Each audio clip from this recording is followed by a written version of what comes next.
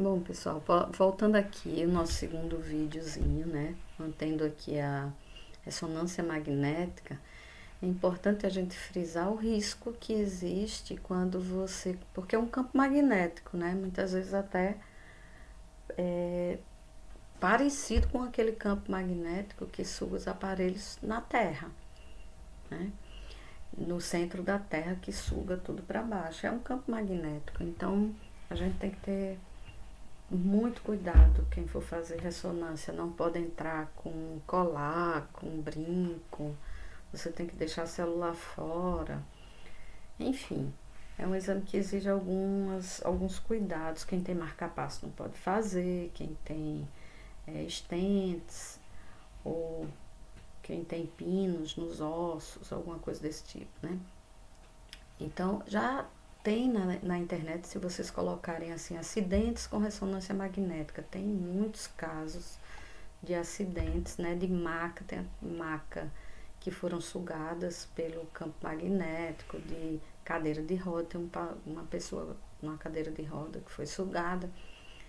Tem um acidente recente que eu lembro, eu não sei se ele está na internet, mas saiu, acho que foi no Jornal Nacional, não lembro.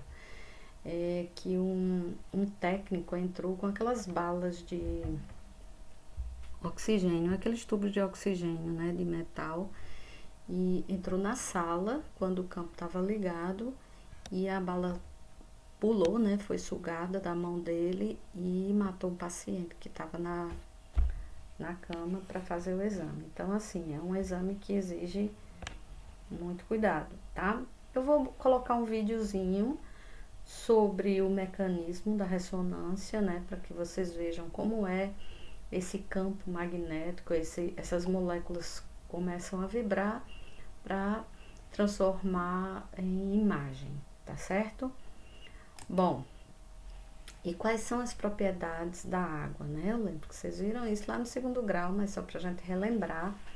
Densidade, nós já vimos, tá? A densidade da água, ela é em torno de 1 gramas por centímetro cúbico, já vimos isso também.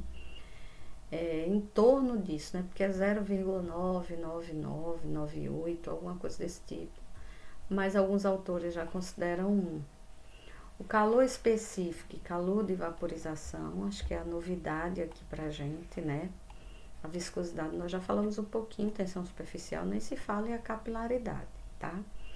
Então, principalmente agora, o calor específico e calor de vaporização, que eu acho que é o que nós não tínhamos visto ainda.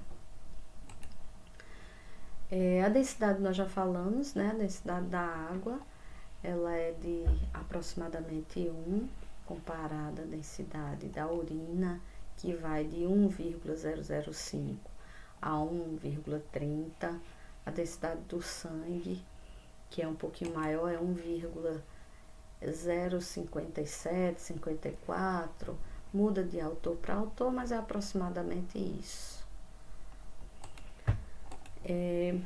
Aqui tem um exercíciozinho, depois vocês tentam fazer, mas um exercício direto. Não vou fazer agora, mas vocês tentam fazer, a gente pode tirar dúvidas junto no Zoom.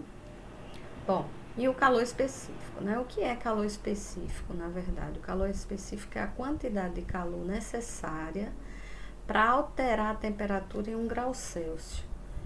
Então, a quantidade de calor, que pode ser o calor externo, o calor do ambiente, para alterar a minha temperatura de 1 grau Celsius.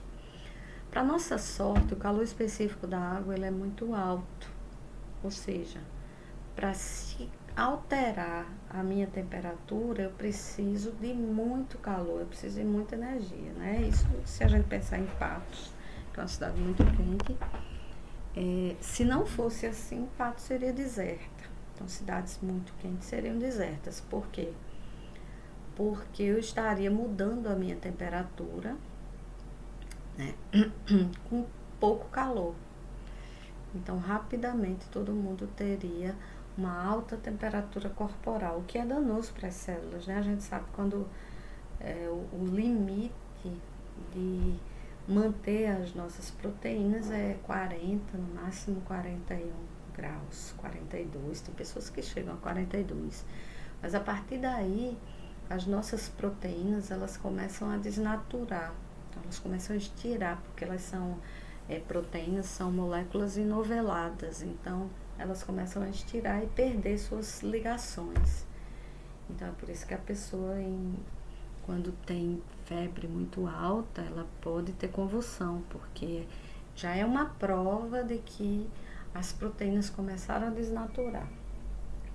Então, para nossa sorte, o calor da água ele é muito alto, o calor específico da água. Eu precisaria de uma grande quantidade de calor para poder alterar um grau de temperatura. E quando a gente pensa isso em temperatura corporal, melhor ainda, né? A segunda característica importante também é o calor de vaporização, que é a quantidade de caloria necessária para vaporizar 1 grama de água a 100 graus Celsius, né? E isso também é muito importante, que o calor de vaporização da água seja muito elevado, porque imaginem em Patos, voltando para Patos, né? Imagine em Patos, onde você tem um calor de meio-dia torrencial, né? Aquele calorzão. Se fosse baixo, a gente ia virar água. Porque se nós somos 70% de água, em torno de 65% a 70% de água, quando eu colocasse o pé fora da faculdade, né, que sentisse aquele calorzão de Patos, eu ia virar água, ia ficar 30% apenas de mim. Então, para nossa sorte, o calor de vaporização da água é muito alto. Então, para desidratar um sistema é necessário muita energia, é necessário em torno de 500 a 40 calorias para vaporizar 1 grama de água a 100 graus Celsius. Então, a desidratação, quando ocorre a desidratação pelo calor, é algo muito, é um calor muito intenso mesmo, né?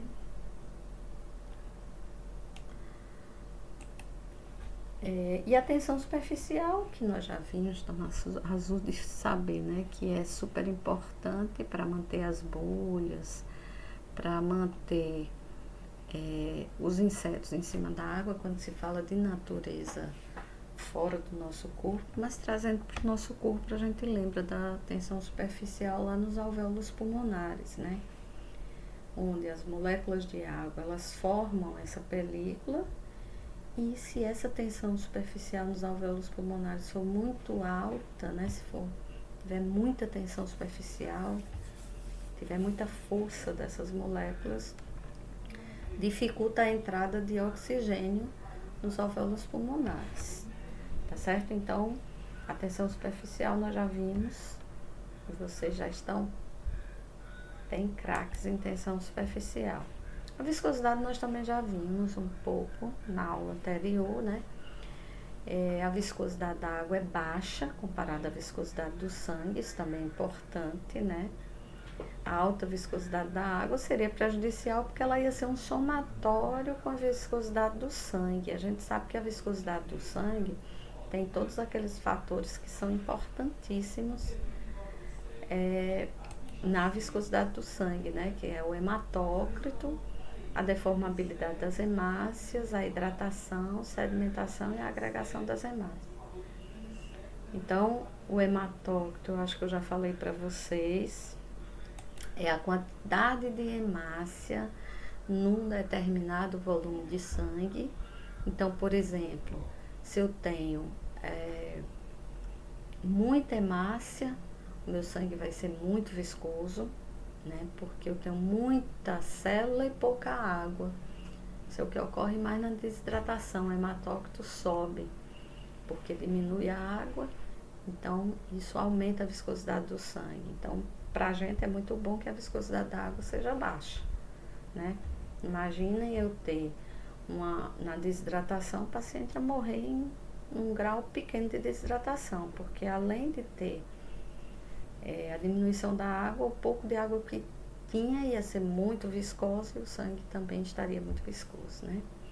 A deformabilidade das hemácias também, quando eu falo da viscosidade do sangue, é importante, porque hemácias, como por exemplo as hemácias falciformes, que têm baixa deformabilidade, elas não conseguem passar em pequenos vasos, eu vou ter também um aumento da viscosidade sanguínea, tá? A hidratação nós já falamos, e a sedimentação e a agregação das hemácias também, tá? Depende, a viscosidade do sangue depende, por quê?